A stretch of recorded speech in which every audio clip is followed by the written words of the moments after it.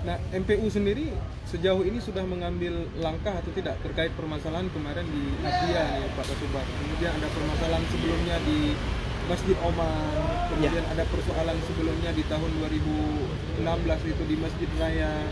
Ini MPU sudah mengambil langkah-langkah atau tidak? Kalau MPU mungkin kalau ditanya saya kurang, saya nggak bisa menjawab. Mungkin nanti ada guru kita Lim Faisal, guru kita Pak Muhibur Tabari kan. Beberapa waktu yang lalu saya ketemu dengan beliau, memang katanya ada dari Abdia ingin bersilaturahim dengan MPU, tapi saya tidak update bagaimana hasil dari pertemuan tersebut. Jelas kita doakan sesuai dengan tema kita, mewujudkan kerukunan di bumi Aceh ini. Kita doakan cepat selesai masalah ini. Oke, nah ada pertanyaan terakhir nih Pak Kasubag. Jadi KUB Kemenak Aceh ini kan bukan hanya hadir ketika ada persoalan ya, termasuk seperti FKUB Aceh itu Pak Nasir Zalba kan bukan hanya turun ketika memang ada konflik.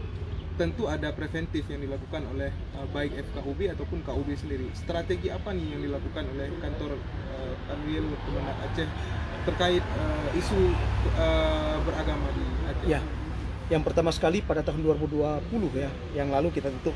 Nah, 2020 kita mencanangkan beberapa program sebagai upaya mendeteksi ataupun sebagai upaya ikhtiar kita dalam merawat kerukunan di bumi Aceh, yaitu dengan dialog antar umat beragama, dialog internal umat beragama, dialog di kedai-kedai kopi, karena kedai berbicara dengan seperti kita lihat di kedai kopi ini sudah menjadi tidak hanya tempat duduk di Puah Cakra, tapi juga menjadi tempat kita belajar informasi ya.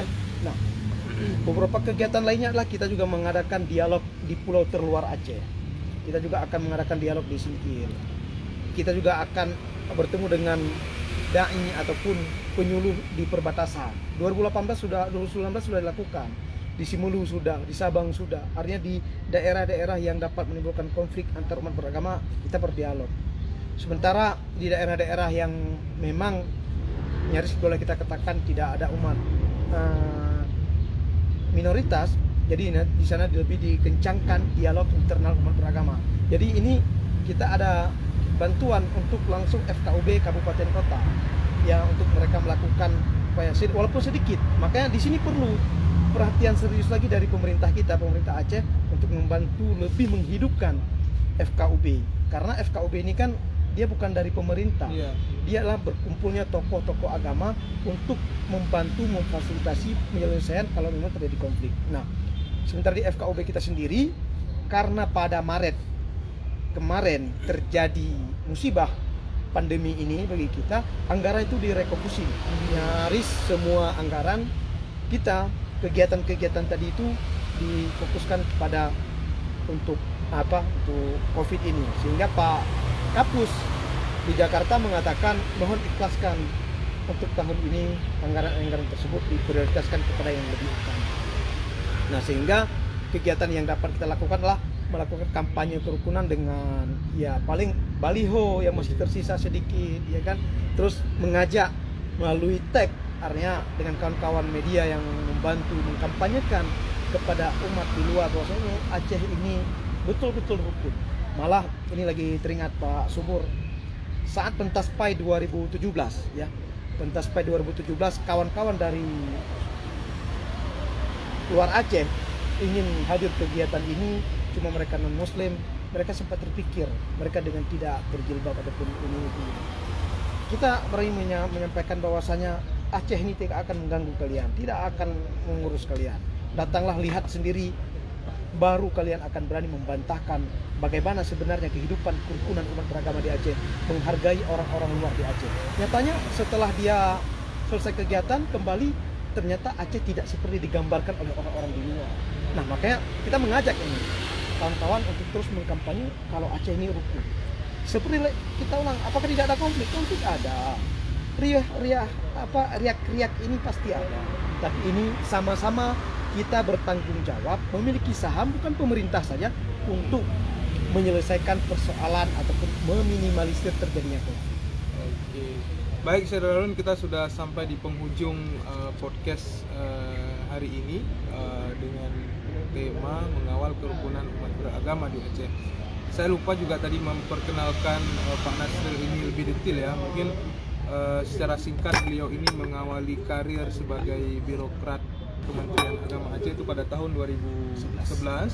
Itu bertugas di KUA Banda Baru Nisam ya, Aceh Utara. Kemudian jenjang karir beliau ini alhamdulillah bagus. Kemudian langsung ditarik ke Kanwil Kemenang Aceh ya, Pak Nasril ya. Jadi apa saat itu Pak?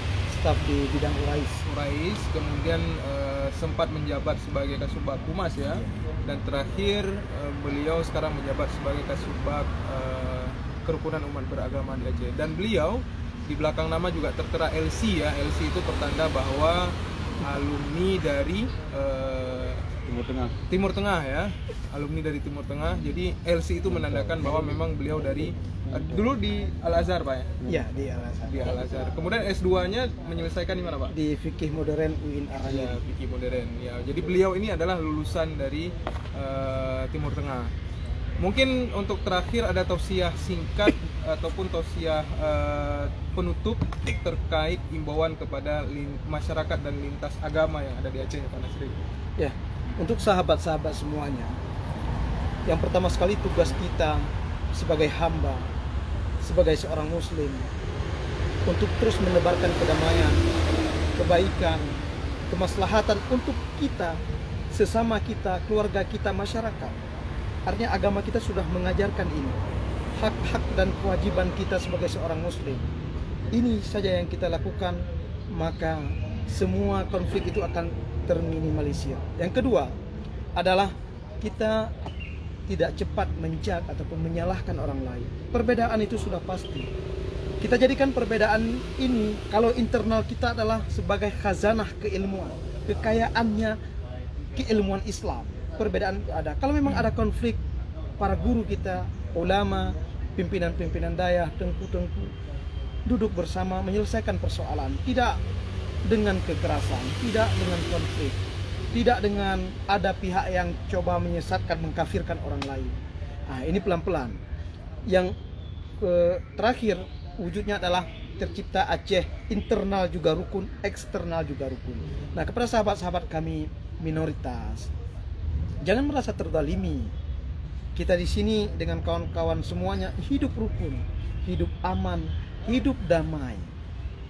Tidak ada orang Aceh yang mengganggu aktivitas ibadah, tempat ibadah. Tetapi perlu kita sampaikan, kalau memang sudah cukup syarat sesuai dengan kanun kekhususan yang ada di Aceh, uruslah izin. Kalau memang ada masalah, ada sengketa, duduklah bermusyawarah. Pimpinan ataupun bupati, wali kota, bapak gubernur, insya Allah akan memfasilitasi, membantu untuk penyelesaian masalah. Artinya tidak langsung mengajak ataupun ada pihak-pihak luar yang menarik bahwasanya Aceh intoleran. Nah, tidak. Kita sama-sama hidup di bumi Aceh, bumi Serambi Mekah, buminya para aulia. Kita jaga bumi Aceh ini. Kita tanamkan nilai-nilai tasamuh, nilai-nilai toleransi agar terwujud beragama. Yang paling penting satu, mengelola isu ataupun hoax ataupun pihak-pihak yang tidak ingin Aceh rukun. Nah, ini harus kita hilangkan. Terakhir sahabat semuanya, ada menarik kajian tentang moderasi beragama. Kita bukan mengotak-atik agama, tapi bagaimana kita cara beragama, meyakini dengan dalil kita yang kita pahami. Bukan berarti kita menyalahkan dalil yang orang lain yakini. Artinya ada wasatiyah di sini. Kita mencoba berlapang dada terhadap perbedaan. Kita mencoba untuk memperkuat keilmuan kita dengan meneguhkan dalil-dalil yang kita pelajari. Mungkin itu yang dapat saya sampaikan, sehingga mari sahabat semua kita tebarkan kedamaian, jaga kebersamaan, sambung ukhuwah, rajut silaturahim, rawat kerukunan di benua Aceh.